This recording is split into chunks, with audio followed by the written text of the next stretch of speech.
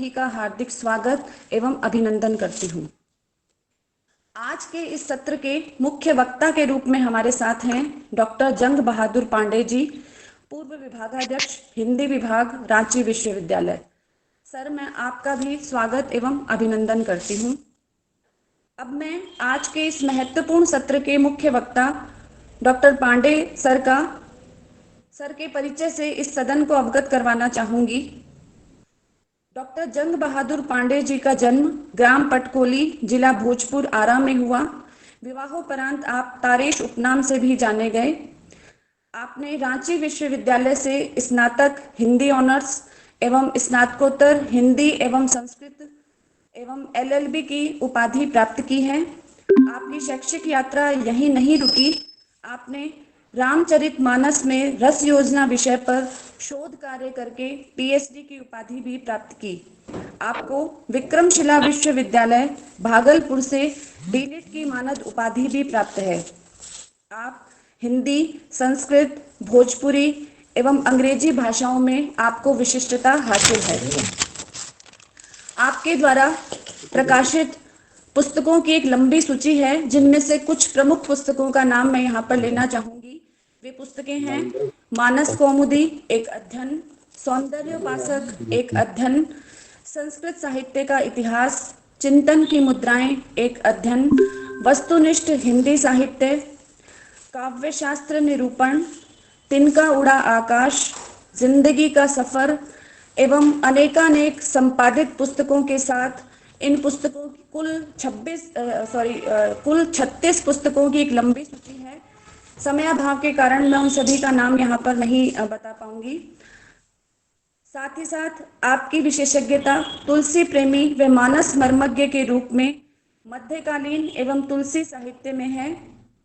आप 2013 में जर्मनी में विजिटिंग प्रोफेसर के रूप में भी अपनी सेवाएं दे चुके हैं। आप एक लोकप्रिय शिक्षक, ओजस्वी एवं सरस वक्ता, हर दिल अजीज, सरल स्वभाव के धनी, नेक दिल इंसान, परहित के हिमायती एवं विद्यार्थियों के परम हितैषी के रूप में भी जाने जाते हैं। आज जब शिक्षा एक व्यवसाय का रूप ले सकी है, ऐसे समय में आप अपने आवास पर अपनी निःशुल्क सेवाएं भी विद्यार्थियों को प्रदान कर रहे हैं। आपकी यह विशेष योग्यताएं आपकी बौद्धिक क्षमता तथा शिक्षा के प्रति समर्पण को दर्शाती है। आज हमारा परम सौभाग्य है कि आप जैसे महान व्यक्तित्व एवं कृतित्व के धनी को आज हमें सुनने का सुअवसर मिलेगा। अब मैं मेरा विनम्र अनुरोध माननीय मुख्य वक्ता डॉक्टर जंग बहादुर पांडे सर से है कि वे कृपया मंच को संभालें और अपने विचारों से हम सभी को लाभान्वित करें। डॉक्टर जंग बहादुर सर। नमस्कार। नमस्ते सर। लोकाभिरामं रणरंगधीरं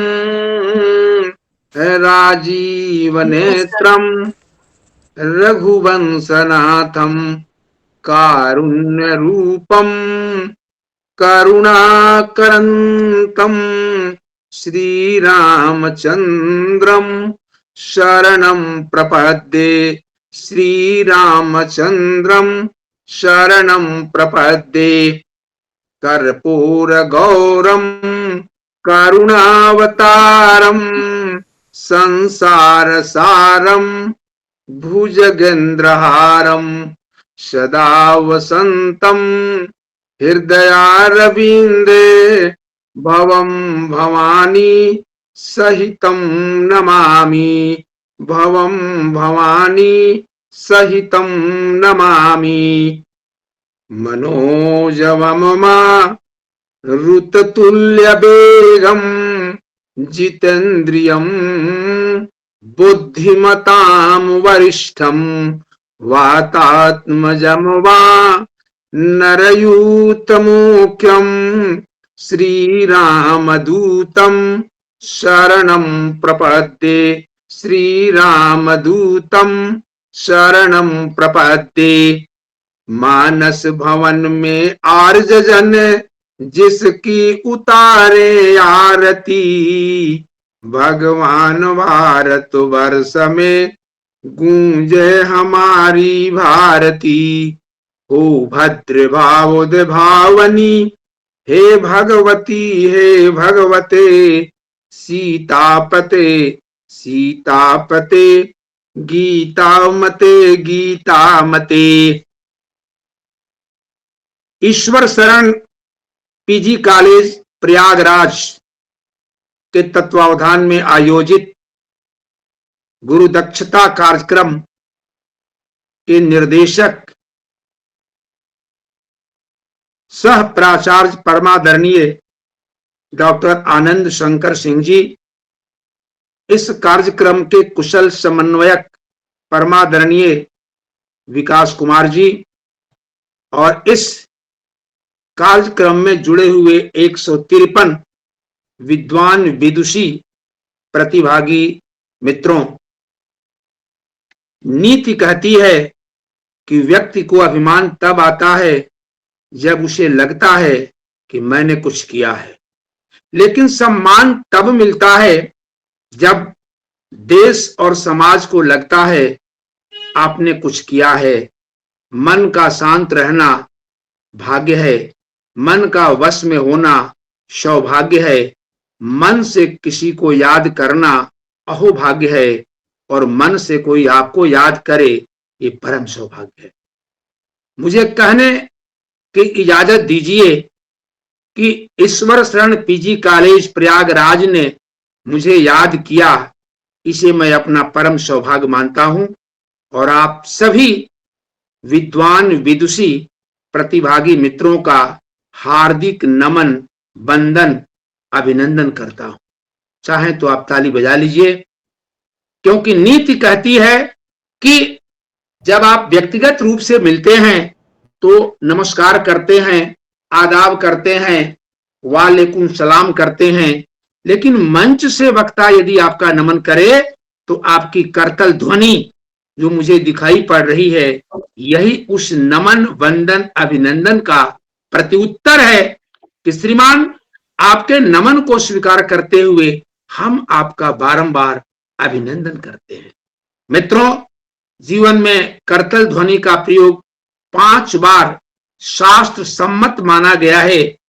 पहली बार तब जब वक्ता आपका नमन करे, दूसरी बार तब जब वक्ता मंच से आपकी प्रशंसा करे, तीसरी बार तब जब वक्ता मंच से आपके दुश्मन की निंदा करने लगे तो आपका दिल गार्डन गार्डन हो जाएगा कि जो काम मुझे करना चाहिए वो काम मंच कर रहा है। और चौथी बार तब आप करतल ध्वनि का प्रयोग करेंगे जब वक्ता की बात आपके दिलो दिमाग को छूने लगे, वक्ता आपके मन में जाने अनजाने पहुंचने लगे, उसकी संवेदना आप तक पहुंचने लगे, तो बताने का माध्यम करतल ध्वनि है। और 5वीं बार जोर से ताली बजाइएगा जब आप वक्ता को सुनना नहीं चाहते हो। समझदार वक्ता होगा, वाणी को विराम और आपको प्रणाम करेगा। मित्रों, ये गुरु दक्षता कार्यक्रम आपके लिए आयोजित हुआ है। मैं अपनी बात विषय से प्रारंभ करूं उसके पहले यत् किंचित इस कार्यक्रम के संदर्भ में आपको बता देना चाहता हूं कि भारतवर्ष में 3 महत्वपूर्ण शिक्षा नीतियां आईं। 1968 में कोठारी कमीशन आया, 86 में नई शिक्षा नीति आई और 2020 में राष्ट्रीय शिक्षा नीति आई। 86 में जो नई शिक्षा नीति आई थी उसी के तहत पूरे भारतवर्ष में एकेडमिक स्टाफ कॉलेजों की स्थापना की गई और यह महसूस किया गया कि शिक्षक नियुक्ति से सेवानिवृत्ति तक अहर्निश ज्ञानदाता हैं, इसलिए उन्हें सेवाकालीन प्रशिक्षण का प्रावधान किया जाए। लेकिन 86 में यह प्रावधान जब लागू हुआ और 86 में एकेडमिक स्टाफ कॉलेजों की स्थापना हुई तो उसमें प्रशिक्षण प्राप्त करने वाले शिक्षकों की संख्या नगण्य पाई गई और तब यूजीसी ने एक आपात बैठक बुलाई और उस बैठक के तहत ये निर्णय लिया गया कि शिक्षक जैसे बौद्धिक प्राणी को प्रशिक्षण में भेजना ये मामूली काम नहीं है। इसलिए इस कार्यक्रम को उनके प्रोन्नति से जोड़ा जाए और जैसे ही प्रोन्नति से जोड़ा गया कि दक्षता कार्यक्रम में शिक्षकों की प्रचुरता बढ़ गई। क्यों? क्योंकि प्रत्येक व्यक्ति अपने जीवन में 7 चीजें चाहता है। मैं आपको जो 7 को नकारेंगे मैं उन्हें 1 लाख रुपए का इनाम भी देने के लिए तैयार हूं। मैं नामोल्लेख कर रहा हूं कि संसार में प्रत्येक व्यक्ति को चाहिए पद, छोटा नहीं बड़ा से बड़ा पद चाहिए। कोई व्यक्ति चपरासी बनना नहीं चाहता है, तो पद चाहिए और केवल पद से काम नहीं चाहिए बल्कि पद के साथ साथ पैसा भी चाहिए। यदि आपको पद मिला और पैसा नहीं मिला तो आप उस पद पर नहीं रह सकेंगे। मैं आपको उदाहरण दूं कि यदि महामहिम राष्ट्रपति प्रसन्न हो और नियुक्ति पत्र जारी हो कि His Excellency has been pleased to appoint Dr. J.B. Pandey as Vice Chancellor of BHU and he will take only 1 rupee as an honorarium, 1 महीने के बाद मेरी विदाई होगी, शो कॉज होगा और मेरी श्रीमती जी कहेंगी कि आपको कुत्ता काटे था, आपको 2.5 लाख रुपया यहां मिल रहा था, 1 रुपए से घर गृहस्थी नहीं चलेगा। इसलिए पद चाहिए, पद के साथ साथ पैसा चाहिए, पैसा के साथ साथ प्रत्येक व्यक्ति प्रोन्नति चाहता है, प्रमोशन। विश्वविद्यालय में शिक्षकों की 3 श्रेणियां हैं, पहले लेक्चरर, रीडर, प्रोफेसर। यूजीसी ने अब नए कलेवर में असिस्टेंट प्रोफेसर, एसोसिएट प्रोफेसर और यूनिवर्सिटी प्रोफेसर 3 श्रेणियां बनाई। हमारे गुरुजी डॉक्टर बचनदेव कुमार कहा करते थे कि लेक्चरर वह है, असिस्टेंट प्रोफेसर वह है जो पढ़ता और पढ़ाता है, एसोसिएट प्रोफेसर वह है जो केवल पढ़ता है पढ़ाता नहीं है, और यूनिवर्सिटी प्रोफेसर वह है जो न पढ़ता है न पढ़ाता है, मुफ्त का तनख्वाह पाता है। मित्रों, लेक्चरर से रीडर, रीडर से प्रोफेसर बनने के लिए यह पाठ्यक्रम अनिवार्य किया गया कि आपकी प्रोन्नति तभी होगी जब ये पाठ्यक्रम करेंगे। तो पैसा चाहिए, पद चाहिए, प्रोन्नति चाहिए और इस प्रोन्नति के साथ साथ प्रतिष्ठा चाहिए। प्रतिष्ठा, मान सम्मान। हिंदी के कवि रहीम का पद याद कर लीजिए कि रही मन पानी राखिए, अब बिन पानी सब सून, पानी गए न उबरे तो मोती मानुष चून। तो प्रतिष्ठा चाहिए और प्रभुता के साथ साथ प्रभुता चाहिए। प्रभुता, सोवरेंटी, पॉलिटिकल साइंस में कहना चाहे internally supreme and externally free from all kind of control is called sovereignty. Bhojpuri में कहें दबदबा, प्रभुता। संसार का प्रत्येक व्यक्ति चाहता है कि सत्ता मेरे हाथ में रहे और प्रभुता भी मिल गई तो प्रेम चाहिए। प्रेम, LOVE, लव, संसार का मूला, सृष्टि का मूलाधार है और प्रेम के बाद प्रत्येक व्यक्ति उस परम तत्व को प्राप्त करना चाहता है जिसका नाम है परमात्मा, गॉड, ईश, खुदा। अब जो संज्ञा दे दीजिए। इसलिए पद, पैसा, प्रोन्नति, प्रतिष्ठा, प्रभुता, प्रेम और परमात्मा की प्राप्ति मानव जीवन का अभिष्ट है। एकेडमिक स्टाफ कॉलेजों की स्थापना के पीछे का अभिष्ट था कि ज्ञान की 2 प्रक्रियाएं हैं। एक को कहते हैं लर्निंग ऑफ नॉलेज और दूसरे का नाम है डिस्ट्रीब्यूशन ऑफ नॉलेज, ज्ञान का अर्जन और ज्ञान का वितरण। जितना चुस्त ज्ञान का अर्जन होगा उतना ही चुस्त ज्ञान का वितरण होगा, क्योंकि ये दोनों क्रियाएं समानुपातिक हैं। आज इस आभासीय पटल से जुड़े हुए विद्वान और विदुषी ज्ञान का अर्जन कर रहे हैं और यह प्राप्त ज्ञान छात्रों के बीच में वो डिस्ट्रीब्यूशन ऑफ नॉलेज करेंगे। इसलिए भारतवर्ष में 2 पाठ्यक्रम चले, एक रिफ्रेशर कोर्स और एक ओरिएंटेशन कोर्स। इंडक्शन प्रोग्राम और रिफ्रेशर कोर्स। आज के इस इंडक्शन कार्यक्रम, गुरु दक्षता कार्यक्रम में आप सभी विद्वान विदुषी प्रतिभागियों का नमन बंदन अभिनंदन करते हुए मैं अपने मूल विषय की ओर आपको ले जाना चाहता हूं। आज के व्याख्यान का पहला विषय है सभ्यता और संस्कृति, अवधारणा एवं प्रयोजनीयता। मित्रों, ये 2 शब्द बड़े ही सामान्य हैं और प्रायः आप इसे सुनते रहते हैं, लेकिन सभ्यता और संस्कृति में जमीन आसमान का अंतर है। सभ्यता शब्द सभ्य से बना हुआ शब्द है और सभ्य में ता प्रत्यय के योग से सभ्यता शब्द बना, जिसका सामान्य अर्थ है सभा में बैठने योग्य।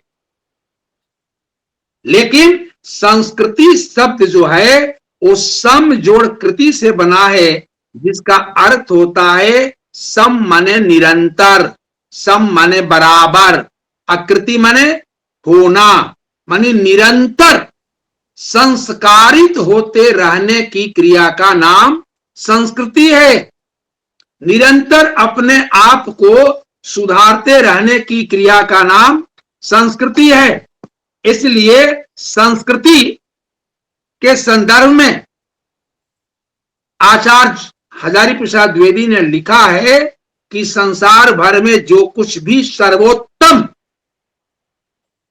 सोचा, विचारा और कहा गया है, उनसे अपने आप को परिचित कराना संस्कृति है।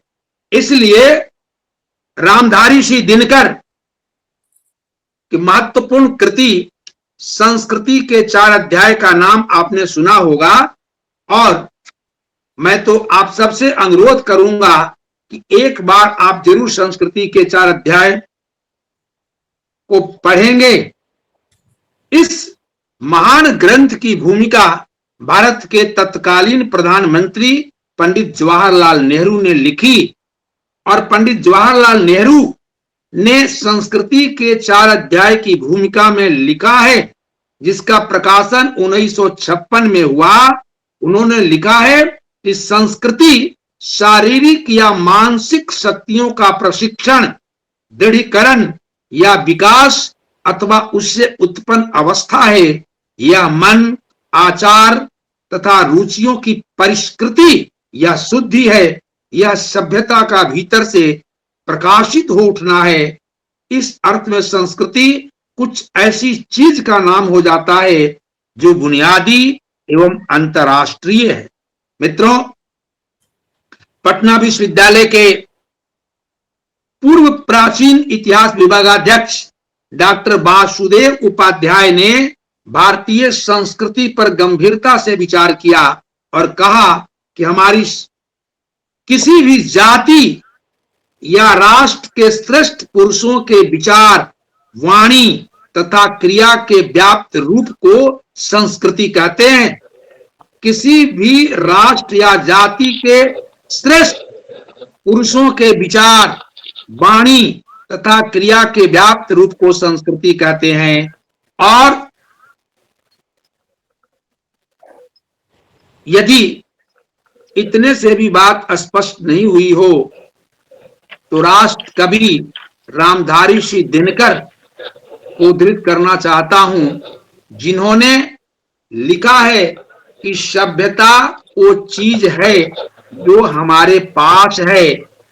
सभ्यता वो चीज है जो हमारे पास है, और संस्कृति वो चीज है जो हम में व्याप्त है।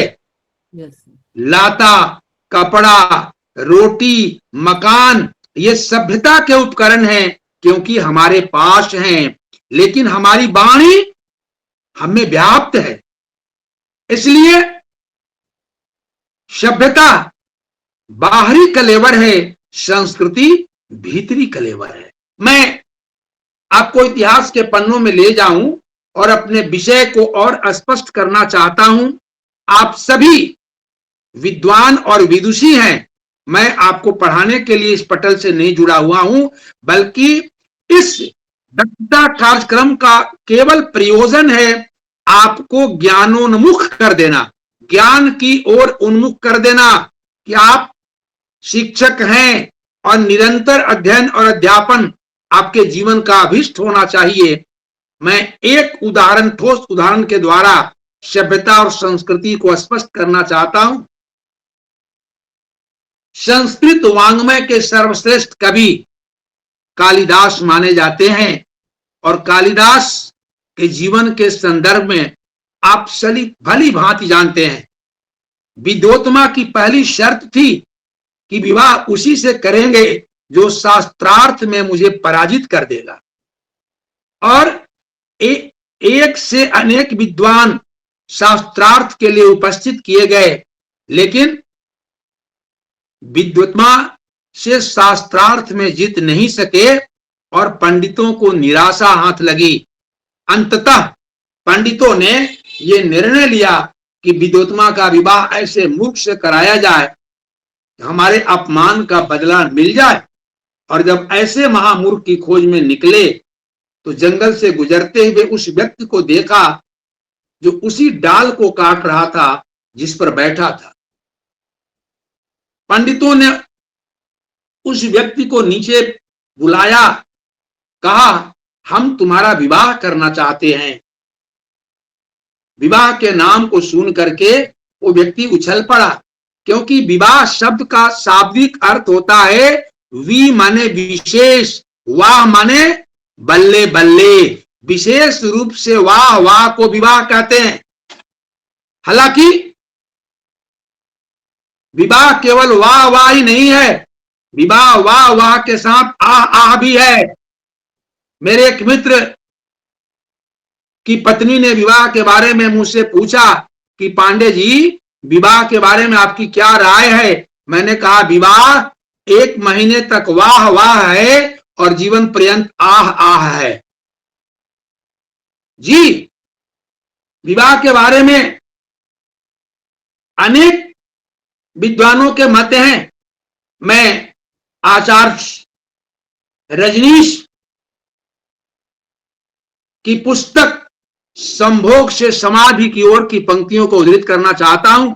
यदि आपने पुस्तक पढ़ी होगी, नहीं पढ़ी होगी तो जरूर पढ़िए, अद्भुत ग्रंथ है संभोग से समाधि की ओर। संभोग से समाधि की ओर में आचार्य रजनीश ने लिखा है कि विवाह एक ऐसी चार दीवारी है, जो इसके भीतर है वो इससे बाहर आना चाहता है, और जो बाहर है वो भीतर कूदना चाहता है।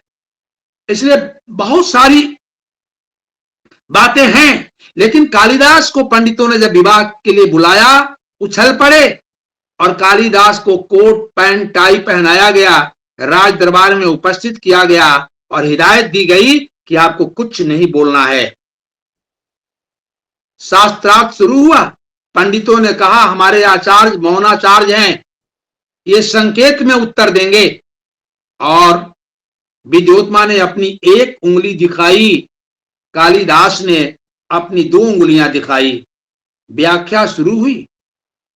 विद्योत्तमा ने पूछा परमात्मा एक है या आपके बारे, इसके संदर्भ में आपके क्या विचार हैं। कालिदास ने 2 उंगलियां दिखाई थी और पंडितों ने व्याख्या दी कि हमारे आचार्य द्वैतवादी हैं, इनका मानना है कि आत्मा का भी अस्तित्व है, परमात्मा का भी अस्तित्व है। इसलिए इन्होंने 2 अंगुलियों से यह उत्तर दिया। विद्योत्तमा ने अपना पंजा दिखाया था, कालिदास ने ने मुष्टिका को दिखाया, व्याख्या हुई। विद्योत्मा का प्रश्न था कि तत्व कितने हैं। आप सभी जानते हैं इस सृष्टि का निर्माण 5 तत्वों से हुआ है। और तुलसी को स्मरण करें तो क्षिति जल पावक गगन समीरा और पंच रचित यह अधुम शरीरा। लेकिन कालिदास ने अपनी मुष्टिका दिखाई और व्याख्या हुई कि तत्व तो 5 ही हैं, लेकिन जब ये पांचों तत्व संभूत होते हैं, एक होते हैं, तब सृष्टि का निर्माण होता है। और कालिदास को शास्त्रार्थ में विजय श्री दिलाई गई। लेकिन कालिदास की अज्ञता, कालिदास की संस्कृति सुहाग रात के दिन प्रकट हो गई। जब कालिदास पत्नी से मिले, विद्योत्मा को यह समझते देर नहीं लगी कि मेरा विवाह विद्वान से नहीं मूर्खाचार से कराया गया है। और पति पत्नी में किंवदंती है कि झगड़ा हुआ, कालिदास नीचे गिरे और लुढ़कते हुए उनका मस्तक नीचे स्थापित काली की मूर्ति से टकराया। जिह्वा कटी, रक्त का स्पर्श हुआ, काली प्रकट हुई और कहा, बेटा वर मांग। भक्त तो अनेक मिले, लेकिन अपनी जिह्वा को ही काट कर चढ़ा दे ऐसा भक्त पहली बार मिला है। कालिदास ने कहा, मैं विद्वान बनना चाहता हूं। और काली ने कहा, मां स्वाध्याय परमदः, कि तुम स्वाध्याय करो। और कालिदास, निष्कासित कालिदास ने स्वाध्याय किया। और स्वाध्याय के बाद 10 वर्षों के बाद जब वापस लौटे तो कालिदास ने दरवाजे पर दस्तक दी और एक वाक्य कहा था, अनावृत कपाटम देहि, अनावृत कपाटम देहि, प्रिय दरवाजा खोलो। और अपने प्रियतम कालिदास के मुखारबिंद से निकले इस एक वाक्य का उत्तर विद्योत्मा ने क्या दिया था, अस्ति कश्चित वाग विशेषः। वाणी में वैदग्धता है, वाणी में चमत्कार है। और आप सभी भली भांति जानते होंगे कि अपने पत्नी के द्वारा कहे गए इस एक वाक्य के 3 शब्द अस्ति, कश्चित और वाग विशेषः, 3 शब्दों पर कालिदास ने 3 ग्रंथों का प्रणयन किया। 3 ग्रंथों का प्रणयन किया। और अस्ति, कालिदास ने कुल 7 ग्रंथ लिखे हैं। 2 महाकाव्य, रघुवंशम, कुमार संभवम, 2 गीति काव्य हैं, मेघदूतम और ऋतु संहार, 3 नाटक हैं, अभिज्ञान शाकुंतलम, मालविकाग्नि मित्रम और अभिज्ञान शाकुंतलम, मालविकाग्नि मित्रम और विक्रमो उर्वशीयम। 3 नाटक, कुल 7 कृतियां हैं। लेकिन पत्नी के द्वारा कहे गए 3 वाक्य अस्ति से कालिदास ने शुरू किया कुमार संभव की रचना। अस्त्युत्तर श्याम दिशि देवात्मा हिमालयो नाम नगाधिराज, पूर्वा पर तोय बगाह स्थित पृथिव्या इवमान दंड। अस्ति कश्चित से कालिदास ने मेघदूत की रचना की।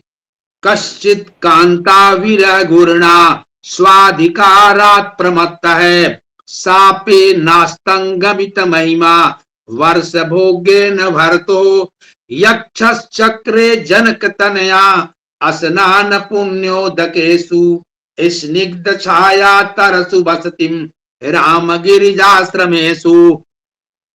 और वागर्थ से कालिदास ने अपने सुप्रसिद्ध महाकाव्य रघुवंशम का श्री गणेश किया। वागर्था इव संपृक्तौ वागर्थ प्रतिपत्तये, जगतः पितरौ वंदे पार्वती परमेश्वरो। मित्रों, मैं इस ऐतिहासिक प्रसंग के माध्यम से विद्वान विदुषी प्रतिभागी मित्रों को केवल ये बताना चाहता हूं कि विवाह पूर्व जो कालिदास थे वे सभ्य तो बन गए थे, टिप टॉप लाता कपड़ा पहन करके, लेकिन सुसंस्कृत नहीं बने थे। क्यों? क्योंकि कालिदास का कलेवर सजाया गया था, कालिदास की वाणी नहीं सज सकी थी। लेकिन वर्षों की तपस्या के बाद जब कालिदास की वाणी संवर गई, संस्कृति का समावेश हुआ, तो वही कालिदास अनावृत कपाटन देही की बात करने लगे। ये कालिदास की संस्कृति थी। इसलिए इस पूरे प्रकरण से केवल यह बात स्पष्ट होती है कि सभ्यता तन का कलेवर है, संस्कृति मन का धर्म है। यहां जितने विद्वान विदुषी प्रतिभागी जुड़े हुए हैं वे सभ्यता के लिए नहीं जुड़े हुए हैं, वे संस्कृति की प्राप्ति कर रहे हैं। और संस्कृति तन का नहीं, मन का कलेवर है, मन का धर्म है। इसलिए मैं बराबर कहता हूं कि सभ्यता के उपकरण बनते और बिगड़ते हैं, तत्काल प्राप्त किए जा सकते हैं, लेकिन संस्कृति को प्राप्त करने में शताब्दियां कम पड़ जाती हैं। इसलिए आप तन को, मैं बराबर कहता हूं कि तन को संवारना आसान है। क्यों? और तन कहां संवरेगा? अगर मैं आपसे पूछूं, आज भारतवर्ष के नगरों में सबसे अधिक जो व्यवसाय चला हुआ है उसका नाम है beauty parlour. Beauty parlour, beauty parlour में तन संवरेगा। और ईश्वर शरण महाविद्यालय में मन संवरेगा। ये विद्वान विदुषी मित्र अपने तन को नहीं, अपने मन को संवारने के लिए जुड़े हुए हैं, और मन का संवरना ही संस्कृति है, संस्कृति है। इसलिए सभ्यता और संस्कृति ये अलग अलग हैं, और इनमें अंतर है। मैं आपको बताऊं कि सभ्यता बाहरी चीज है, संस्कृति आंतरिक है। सभ्यता का संबंध बाहरी वेशभूषा से है, जबकि संस्कृति का संबंध आंतरिक वेशभूषा से है।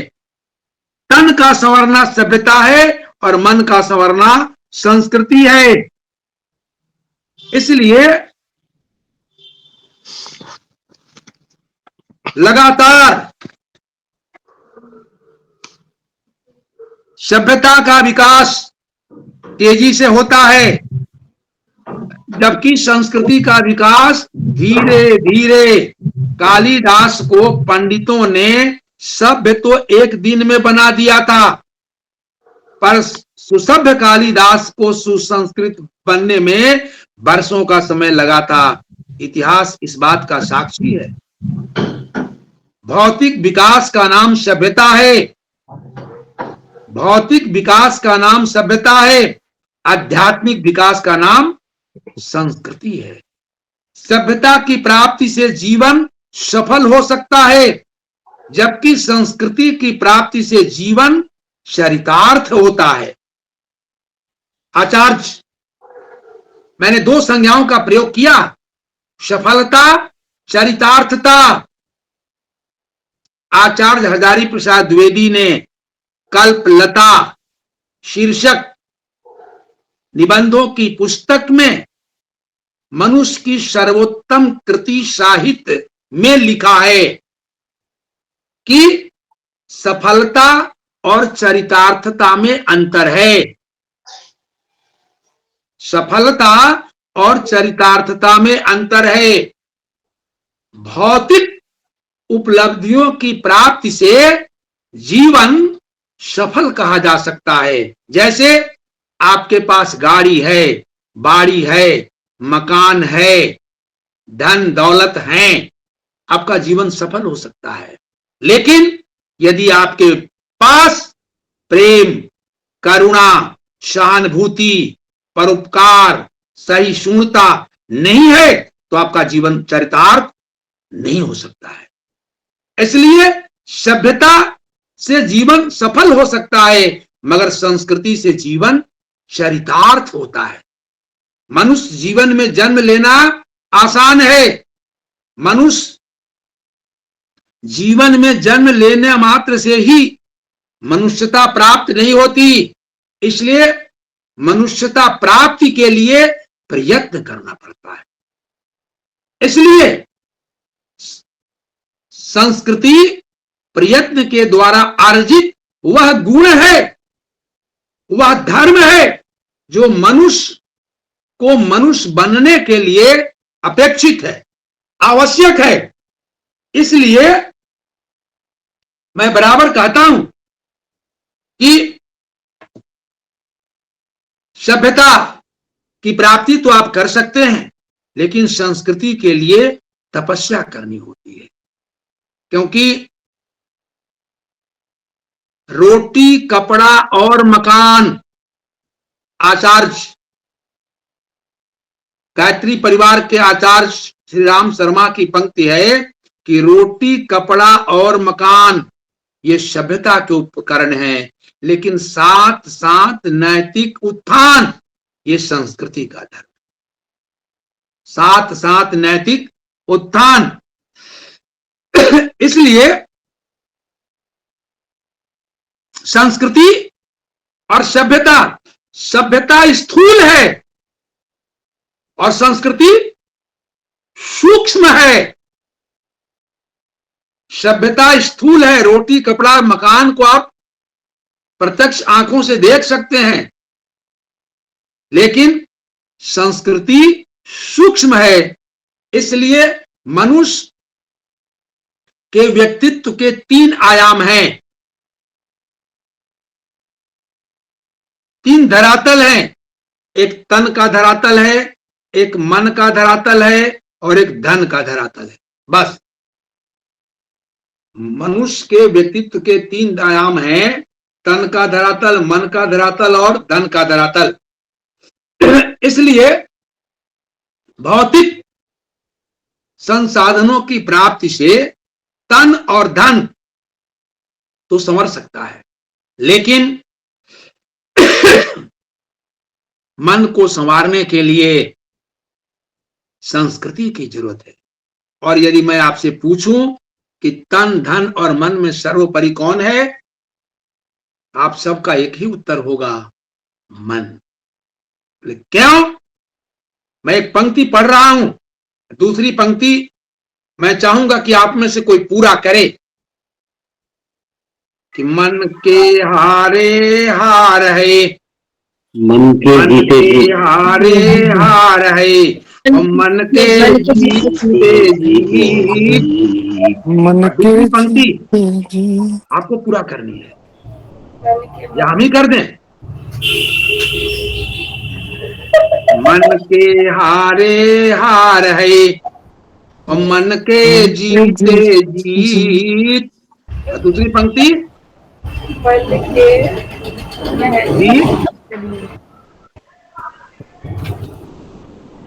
मैं पूरा कर दे रहा हूं, आप बहुत धैर्य से सुन रहे हैं। आपके जैसा श्रोता मैंने जीवन में बहुत कम देखा है। मन के हारे हारे, मन के जीते जीत है। दूसरी पंक्ति है कि मन के हारे हार है और मन के जीते जीत। कह कबीर हरि पाई है मन ही की परतीत। कह कबीर हरि पाई है मन ही की परतीत। परमात्मा की प्राप्ति मन से होती है, ज्ञान की प्राप्ति मन से होती है। आप सभी विद्वान और विदुषी पटल से जुड़े हुए हैं तो मन से जुड़े हुए हैं, और मन से ही सारे काम निष्पादित होते हैं। तन तो साधन है, कर्ता मन है। और आप जानते हैं कि मन से हार गए तो तन से भी हार गए, और मन से नहीं हारे तो तन से नहीं हारे। मैं इतिहास से उदाहरण आपको दे रहा हूं। रूस के राष्ट्रपति पुतिन ने यूक्रेन पर जब आक्रमण किया था तो सोचा था मामला 3 दिन का है, लेकिन 3 वर्ष होने को है। आज तक यूक्रेन के राष्ट्रपति मिस्टर जेलेंस्की पराजित नहीं हुए हैं, क्योंकि मन से नहीं हारे हैं। और राजा के हारने से प्रजा पराजित होती है। आज भी विश्व पटल पर यूक्रेन लड़ रहा है, और मनुष्य के शरीर में सबसे सर्वोपरि मन ही है। इसलिए मन का सुधर जाना यह संस्कृति है।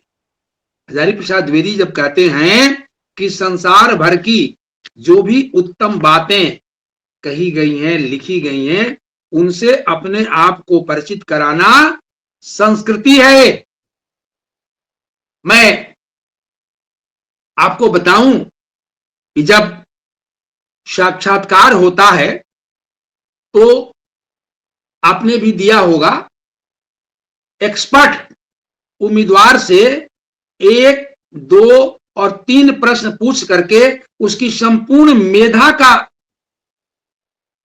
को प्राप्त कर लेता है, जान लेता है। तो 1-2 प्रश्न के माध्यम से उम्मीदवार की संपूर्ण मेधा को जो जानना है, उसी मेधा का नाम संस्कृति है।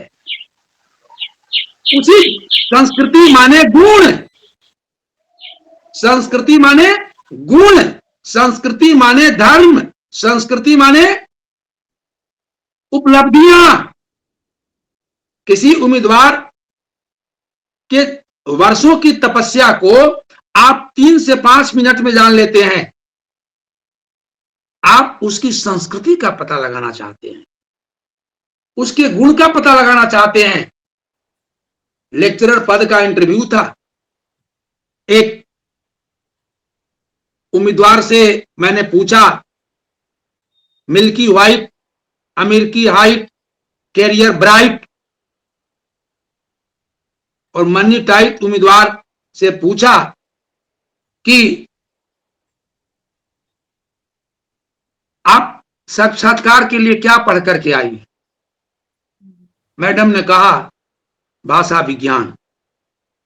मैंने कहा भाषा विज्ञान बहुत कठिन विषय है, मुझे डर लगता है, तो भाषा विज्ञान के अलावा कुछ पढ़ा है? देखिए, मैं उनको बचाना चाह रहा था और वो आत्महत्या के लिए आकुल व्याकुल थी। जी, मैंने कहा कि भाषा विज्ञान के अलावा, उनको लगा कि एक्सपर्ट को भाषा विज्ञान नहीं आता। इन्हें कहा कि नहीं श्रीमान, भाषा विज्ञान ही पढ़ के मैं आई हूं। मैंने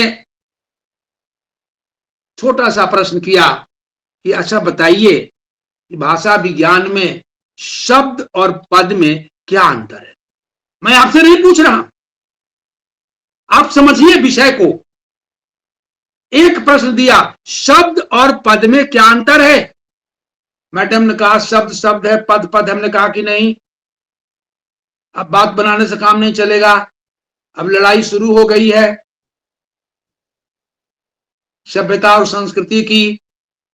कहा कि सर व्याकरण भी पढ़े। हमने कहा बाद में, पहले हिसाब हो जाए शब्द और पद का।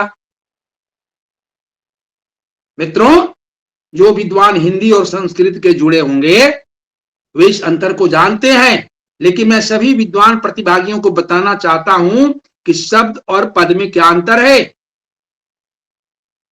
विभक्ति युक्त शब्द पद कहलाता है।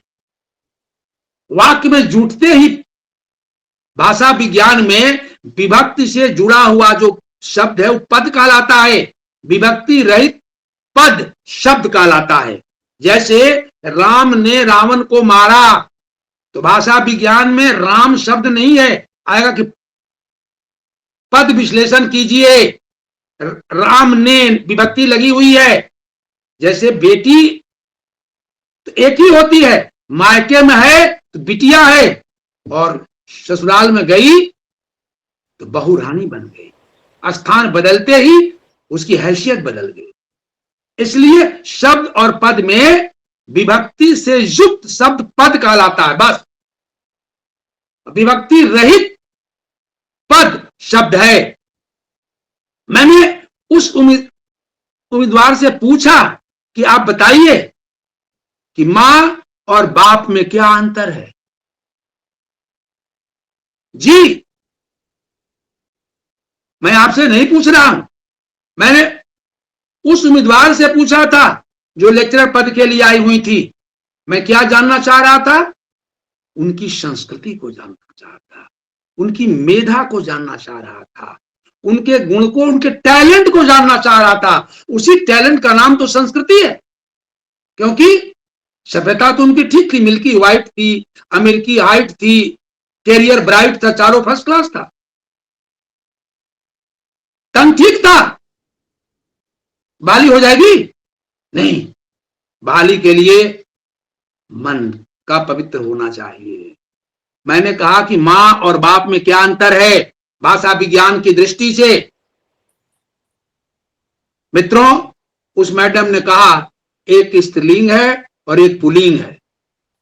हमने कहा ये बायोलॉजिकल अंतर है। उन्होंने कहा एक साड़ी पहनती है, एक सूट पहनता है। हमने कहा ड्रेसियल अंतर है। उन्होंने कहा एक चोटी रखती है, एक नहीं रखता है। हमने कहा फिजिकल अंतर है ना।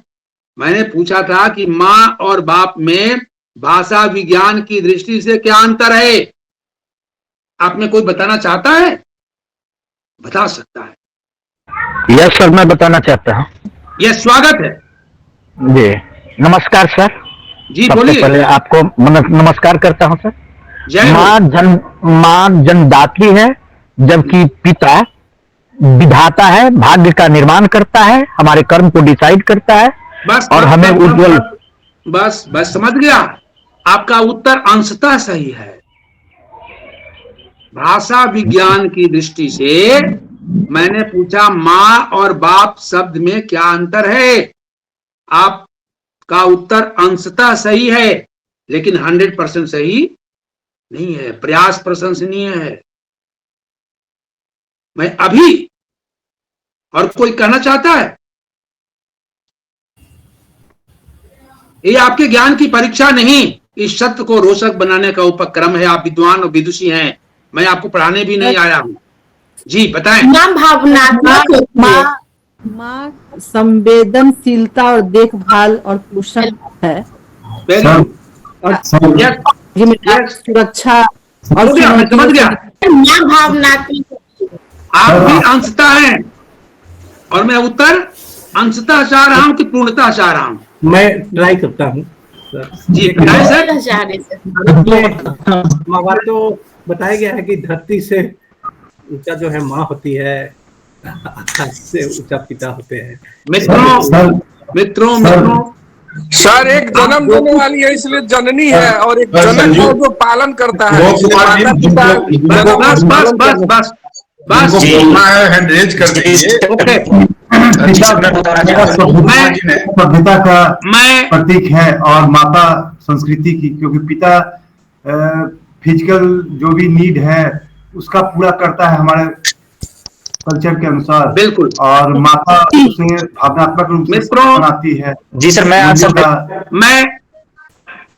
बताऊं सर। आपसे अनुरोध कर रहा हूं कि आपका उत्तर मैंने सुन लिया। सभी का उत्तर अंशतः सही है, लेकिन भाषा विज्ञान की दृष्टि से मैंने आपसे पूछा है कि मां शब्द में और बाप शब्द में क्या अंतर है। This is my question. Please मैं प्रयास करूं। आप कर सकते हैं। जी सर, माँ धरती है, धारण करती है, और पिता अनंत आकाश है। माँ धरती है, पिता आकाश है। सर कमला पुनिया जी कब से? हाँ सर जी, मेरा मानना है कि माँ और पापा में ध्वन्यात्मक फर्क है। माँ में मैं ध्वनि आती है और पापा में पै ध्वनि आती है, भाषा विज्ञान की दृष्टि से देखें तो। सर मैं बताऊं, सर माँ जो है शब्द वो बच्चे के उच्चारण में सबसे पहले आता है। बच्चा उसका उच्चारण बिना सिखाए कर लेता है।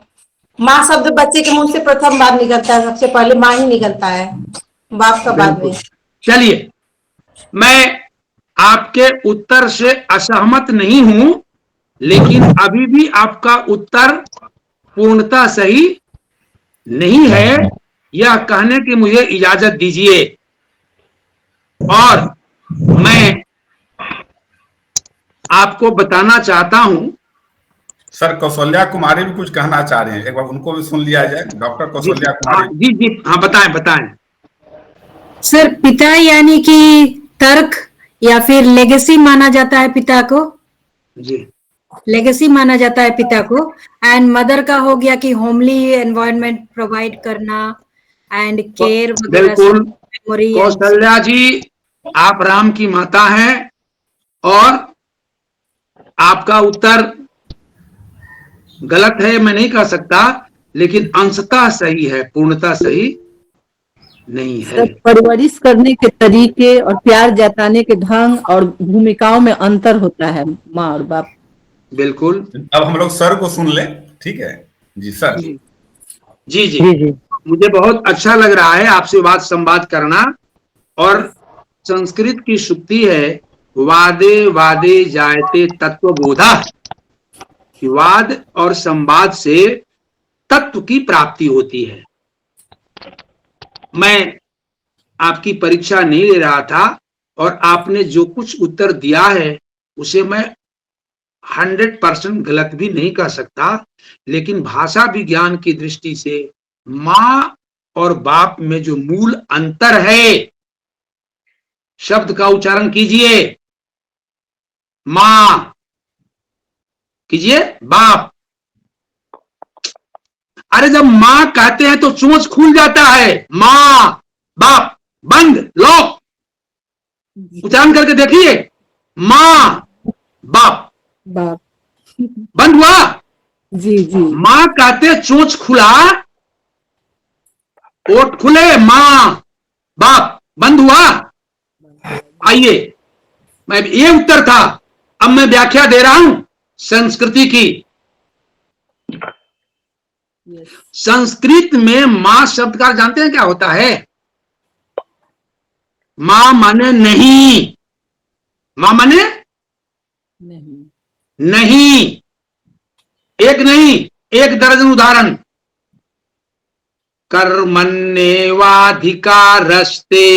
महाफलेषु कदाचन मां कर्म फल हेतुर्भु मां ते संगस्त्व कर्मणि। मां माने नहीं।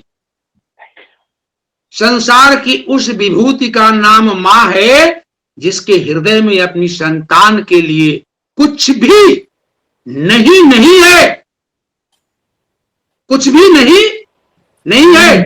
बाप सब कुछ नहीं मानता, कहता है खाना खाओ, नहीं स्कूल जाओ, बस छूट रही है। और अगर बेटा बिना खाए स्कूल चल गया, उस दिन मां भोजन नहीं कर सकती है। सृष्टि में ब्रह्मा ने कहा कि सृष्टि में सबसे सुंदर शब्द लिखो जिसका कोई विकल्प नहीं हो, और विश्वकर्मा ने क्या लिख दिया? मां। There is no substitute of मां in this world. Father can be substituted but mother cannot be substituted. मैं इतिहास में आपको बता रहा हूं, मां मने नहीं। नन्हा सा बालक खाना नहीं खाएगा तो मां लोरी सुनाती है, मैडम चंदा मामा आरे आव, बारे आव, नदिया किनारे आव, बाबू के मुंह में घुटो। ये मां कर सकती है, पिता नहीं कर सकता है। जी जी। कठोर होता है। बाप कहते हैं मुंह बंद हो रहा है ना बाप, तो उत्तर तो इतना ही देना था कि मां में चोंच खुलता है, बाप में बंद होता है, बस। भाषा विज्ञान कंपन। बाकी जितनी बातें आप कह रही हो गलत नहीं है, मुझको उससे परहेज नहीं है। इसलिए नहीं शब्द नहीं है, नहीं है। इसलिए मैं आपको बताऊं, इतिहास के पन्नों में अपने लैला मजनू की कहानी सुनी होगी। लैला को मजनू बहुत चाहता था, लेकिन मजनू बड़े घर बाप का बेटा था, लैला छोटे बाप की बेटी थी। लेकिन दिल लगे दीवार से तो परी क्या करे, तमाम कोशिशें निष्फल हुई। कैश ने कहा लैला से शादी नहीं होगी, लेकिन मजनू ने कहा कि शादी करेंगे तो लूसी से करेंगे, अन्यथा अनमैरिड रहेंगे। और आपको पता होगा कि लैला ने कितनी कठिन शर्त रखी थी। लैला ने कहा था, इतिहास में दर्ज है कि जा, यदि तू मुझे प्राप्त करना चाहता है तो अपनी मां का कलेजा निकाल। इस कठिन शर्त को सुन करके मजनू के पैरों तले जमीन खिसक गई थी और मजनू हताश निराश घर आया था। मां ने पूछा, बेटा खाना तो खा ले। कहा भूख नहीं लगी है। कहा क्या खाया है तू, भूख नहीं लगी है? तेरे लिए मैं उपवास बैठी हूं। कहा नहीं, आज खाने का मन नहीं है। मजनू की मां ने कहा, मैं भी खाना नहीं खाऊंगी। आधी रात बीत गई। उदास मजनू के चेहरे को मजनू की मां ने भांप लिया। कहा समस्या गंभीर है। मां ने पूछा, बेटा बता क्या समस्या है, तुझे भूख क्यों नहीं लगी है, क्या खाया है? मजनू ने कहा, मां बहुत बड़ी समस्या है। कहा पगले, अरे मां के सामने कोई समस्या है ही नहीं। मां तो हिमालय जैसी वो समाधान है जिसके सामने चुनौती देती हुई समस्याएं काफूर हो जाती हैं, सुरसा की भांति। मजनू ने कहा कि मेरी समस्या के समाधान में तेरा अस्तित्व खत्म हो जाएगा। मजनू की मां ने कहा, मेरा अस्तित्व? ऐसा नहीं होगा, और हो भी जाए तो मैं धन्य हो जाऊंगी कि मेरा अस्तित्व मेरे लाड़ले की समस्या के समाधान में हुआ है। और मजनू ने कहा, इतिहास में दर्ज है, मैं बात नहीं बना रहा हूं, विद्वत पूरे विद्वान जुड़े हुए हैं। मजनू ने दबी जुबान में कहा, मां मुझे लैला से इश्क हो गया है। करे पगले, मैं तो बूढ़ी हो गई 80 साल की, मैं तो कब से चाह रहा हूं घर में बहू आ जाए। कौन है वो जिससे तेरी आंखें चार हुई हैं? मजनू ने लैला का नाम लिया। कहा समस्या क्या है? कहा गंभीर है। कहा बोल तो पगले। मजनू ने कहा कि मेरी महबूबा ने शर्त रखी है कि तू अपने मां का कलेजा निकाल लेगा, तब मैं तुमसे निकाह करूंगी। मित्रों, मैडम की लैला की मां ने कहा, ये तो कोई समस्या ही नहीं है। अरे मैं ऐसे ही 80 साल की हो गई हूं, अगर मेरे कलेजे निकाल लेने से तेरी महबूबा मिल जाए तो मेरा मातृत्व धन्य हो जाएगा। ला चाकू निकाल ले। और मजनू ने कठोर हाथों से अपने मां का कलेजा निकाल लिया। कलेजे को निकाल करके खुशी में उछलता हुआ लैला के दरवाजे पर पहुंचा। खुशी से इतना पगला हो गया था कि अब तो उसे मिल जाएगी, लेकिन ठेस लगते ही कलेजा उसके हाथ से नीचे गिर गया। और उस कलेजे से जो ध्वनि निकली उसे साहित्यकार ने सुना था। उस कलेजे से ध्वनि निकली, बेटे तुझे चोट तो नहीं लगी? ये मां कर सकती है, ममता की मूर्ति होती है। बेटे तुझे चोट तो नहीं लगी? ये अलग बात है कि महबूबा नहीं मिली। उसने कहा कि जिस मां ने 10 महीने तक अपने गर्भ में धारण किया, अगर तुम उस मां का नहीं हो सका तो मेरा क्या होगा भागा। मित्रों, इसलिए मां और बाप में यह अंतर है। मां संस्कृति है तो बाप सभ्यता हो सकता है। और मैं आपको दूसरी व्याख्या देना चाहता हूं, बात स्पष्ट हो गई होगी, फिर भी मुझे संतोष नहीं हो रहा है, इसलिए मैं चाहता हूं कि विषय एकदम आपके रग में चला जाए, कल गए कहीं भेद नहीं रह जाए। सभ्यता और संस्कृति एक सिक्के के दो पहलू हैं। अब भी इसको समझिए। जैसे तन है तब मन है, और मन के बिना ये तन जो है वो शव है, शव, डेड बॉडी। इसलिए सभ्यता और संस्कृति एक सिक्के के दो पहलू हैं, एक तन है, एक मन है।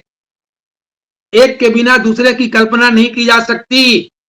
मैं आपको उदाहरण दे रहा हूं, ये मेरे हाथ में घड़ी है, आप देख रहे हैं। तो घड़ी का जो बाहरी कलेवर है ये इसका तन है, ये क्या है, सभ्यता है। लेकिन इस घड़ी के भीतर जो मशीनरी लगी हुई है वो संस्कृति है, जिसके बल पर ये घड़ी समय बता रही है। बात समझ में आई? जैसे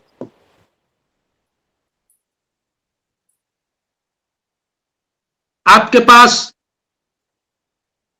मोटर गाड़ी है, तो मोटर का बाहरी कलेवर सभ्यता है, टिप टॉप, लेकिन भीतर जो इंजन लगा है वो उसकी संस्कृति है ना। इसलिए प्रत्येक वस्तु में दोनों चीजें हैं, सभ्यता भी है और संस्कृति भी है। इसलिए आप महत्वपूर्ण आप साक्षात्कार देकर जब आए गए होंगे तो आपकी संस्कृति देखी। जो आईएएस बनता है उसका तन देखा जाता है कि मन देखा जाता है? मन। उसी मन का नाम संस्कृति है ना। वो मन कितना परिष्कृत है, वो मन कितना गुणवान है, वो मन कितना धर्मवान है। इसलिए प्रत्येक वस्तु में सभ्यता और संस्कृति। और मैं आपको बताऊं कि दो चीजें हैं, एक बाहरी है, एक भीतरी है। बाहरी से ज्यादा महत्वपूर्ण भीतरी है।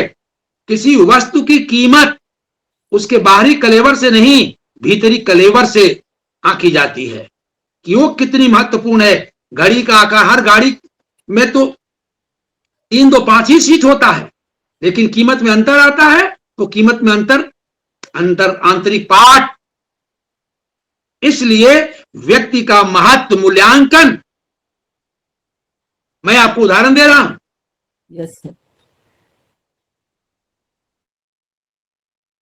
अमेरिका के भूतपूर्व राष्ट्रपति बिल क्लिंटन साहब टिप टॉप व्हाइट हाउस में रहने वाले, सभ्य तो बहुत कहे जा सकते थे, लेकिन गुपचुप रूप से मोनिका लेविन्स्की से प्रेमालाप कर रहे थे। भारत के राष्ट्रपिता महात्मा गांधी अर्थ नग्न अवस्था में रहते थे, जो धोती पहनते उसी से तन ढकते थे।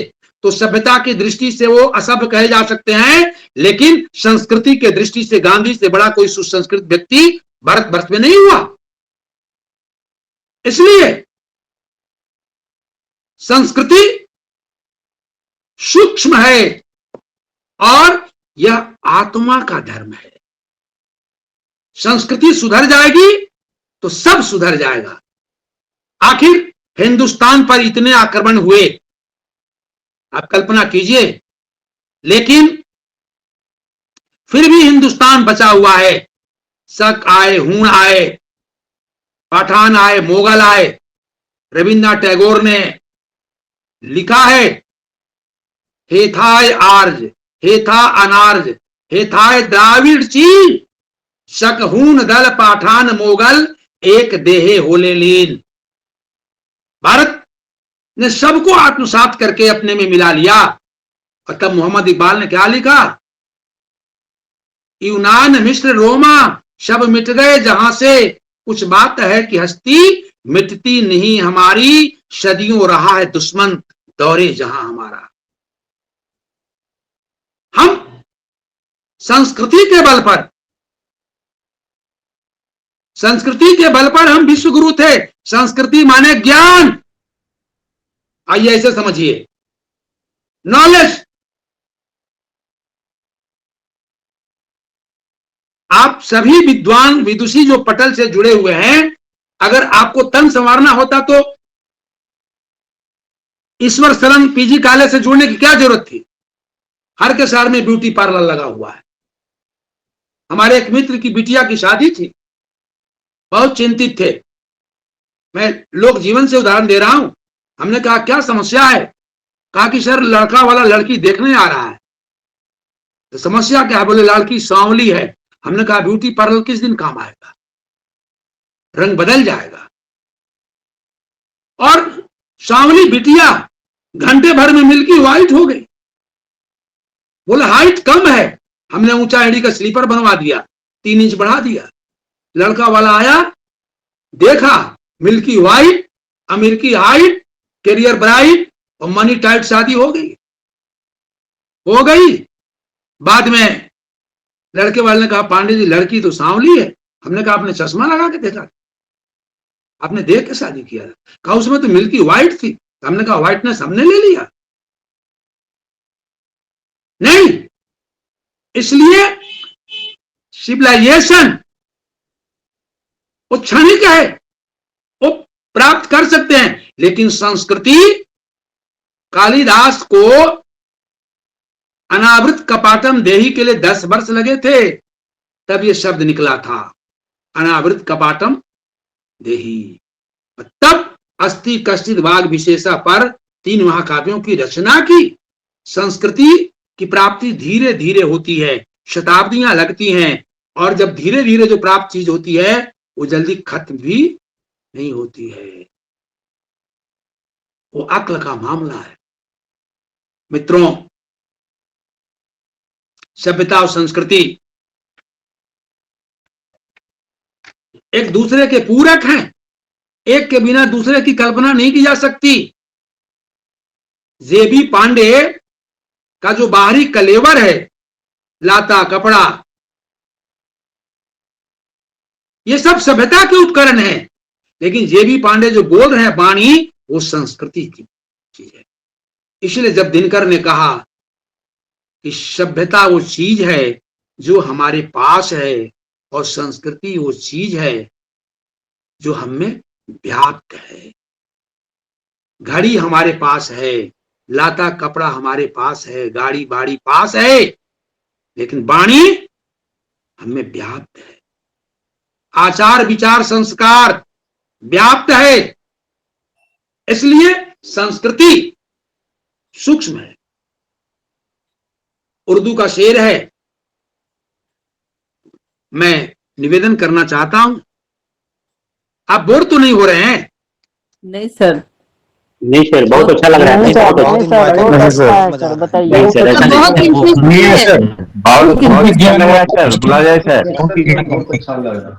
सर का कहना है कि आप बोर हो रहे हैं तो वीडियो को ऑफ कर रखें, वीडियो को ऑन कर लीजिए तो ज्यादा अच्छा। वीडियो ऑन रखिए, देखिए, केवल ऑडियो वाणी बंद रखिए, सुनिए जी। मैं निवेदन कर रहा था, सर आप बहुत बढ़िया बोल रहे हैं। मैं चाहता हूं कि विषय स्पष्ट हो जाए।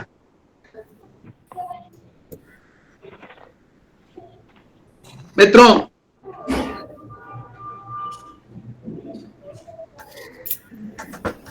संस्कृति का पता एक दाना से लग जाता है। किसी चीज के निर्णय करने के न्याय शास्त्र में 10 तरीका है। मैं केवल एक तरीका आपको बता रहा हूं।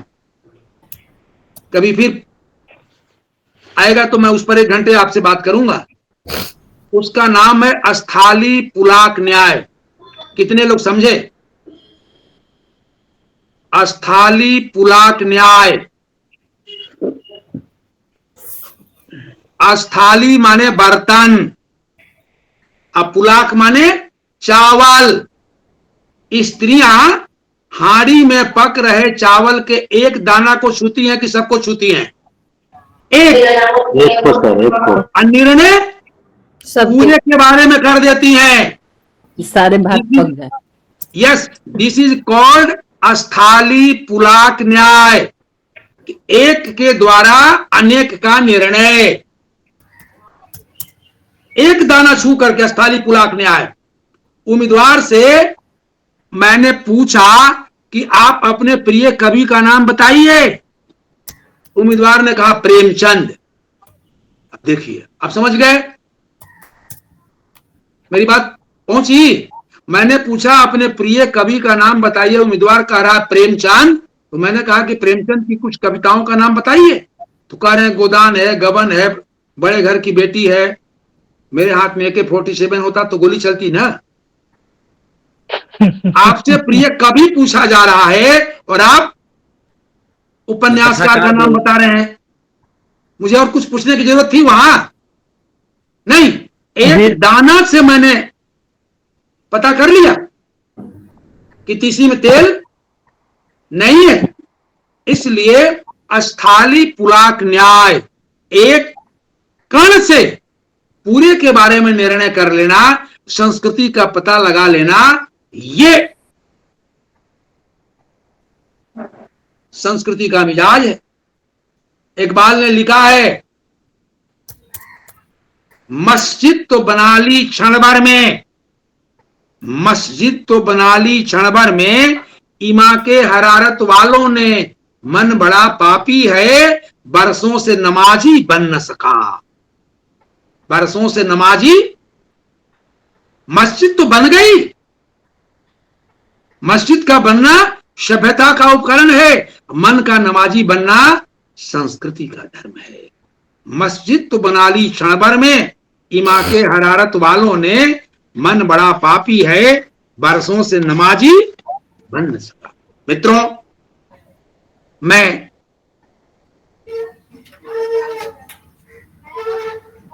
राष्ट्रकवि दिनकर की अंतिम पंक्ति, राष्ट्रकवि दिनकर की 4 पंक्तियों से वाणी को विराम देना चाहता हूं।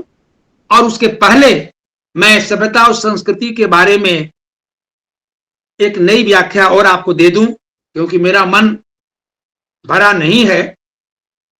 आप ऐसे समझें कि स्वयं कमाना और खाना, स्वयं कमाना और खाना मनुष्य की प्रकृति है। दूसरे कमाएं और हम खाएं, ये विकृति है। और हम स्वयं कमा के दूसरों को खिलाएं, ये संस्कृति है। बात समझ में आई? स्वयं कमाना और खाना प्रकृति है, दूसरे का हड़प कर खाना विकृति है, और स्वयं कमाकर दूसरों को खिलाना यह भारतीय संस्कृति है। इसलिए दिनकर, राष्ट्रकवि दिनकर ने लिखा है, बहुत महत्वपूर्ण पंक्ति है कि झड़ गई पूंछ रोमांत झड़े, पशुता का झड़ना बाकी है। डार्विन का विकासवादी सिद्धांत, थ्योरी ऑफ ओरिजिन, कि मनुष्य के पूर्वज बंदर थे। मैं जर्मनी जोहान्स गुटेनबर्ग में विजिटिंग प्रोफेसर था। वहां मनुष्य के विकास के पोस्टर लगे थे कि कैसे मनुष्य बंदर से मनुष्य तक पहुंचा है। दिनकर लिख रहे हैं रश्मिरथी में कि झड़ गई पूंछ रोमांत झड़े, पशुता का झड़ना बाकी है। और बाहर तन संवर चुका, मन अभी संवरना बाकी है। इसी मन के संवरने की क्रिया का नाम संस्कृति है। मैं आप सभी विद्वान विदुषी मित्रों का नमन बंदन अभिनंदन करते हुए वाणी को विराम देना चाहता हूं कि यदि मेरे इस व्याख्यान से यत्किंचित आपके मन का परिशोधन हुआ तो आप संस्कृति की ओर 2-4 कदम बढ़े हैं। Yes. और संस्कृति की ओर बढ़ना ही मानव और मानवता का धर्म है। मैं आप सबके लिए निवेदन करना चाहता हूं, संस्कृति कहती है कि तू बेहतर है तो बेहतरीन की तलाश कर, तू बेहतर है तो बेहतरीन की तलाश कर, और मिल जाए नदी तो समंदर की तलाश कर। टूट जाते हैं शीशे पत्थर की चोट से, टूट जाए पत्थर तो ऐसे शीशे की तलाश कर। और ऐसे ही सीते की तलाश का नाम संस्कृति है। सर 15 मिनट बाद फिर से जुड़ते हैं सर, हम लोग 15 मिनट बाद, 50 मिनट बाद सर। जी बिल्कुल, धन्यवाद धन्यवाद। प्रतिभागियों से आग्रह है पार्टिसिपेंट से कि वो जुड़े रहेंगे, डिस्कनेक्ट वो नहीं होंगे। हाँ, प्रतिभागी से आग्रह है आप लोगों से कि आप जुड़े रहेंगे सर, 15 मिनट बाद पुनः जुड़ेंगे। 10 मिनट 10 मिनट 10 मिनट आपने 10 minute 10 minute. Okay sir, okay thank you sir. तो आप सब जुड़े रहेंगे, ठीक है। Remove anything that covering the camera lane। क्या हो गया यार?